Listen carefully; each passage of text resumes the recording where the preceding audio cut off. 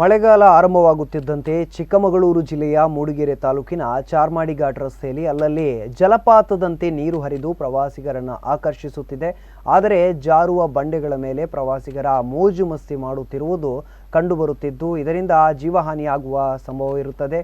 ನಿರಂತರ ನೀರು ಹರಿಯುವ ಜಾಗದಲ್ಲಿ ತೀವ್ರವಾದ ಜಾರುವುದರಿಂದ ಈ ಹಿಂದೆಯೂ ಪ್ರವಾಸಿಗರು ಬಿದ್ದು ಸಾವನ್ನಪ್ಪಿದ ಘಟನೆಗಳು ಕೂಡ ನಡೆದಿದೆ.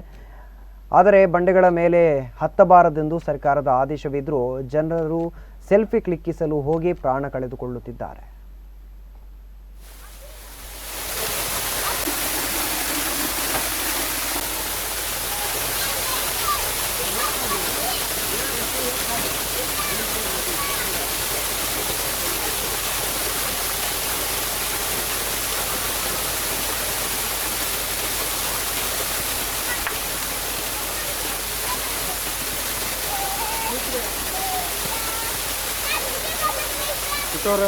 Spandana,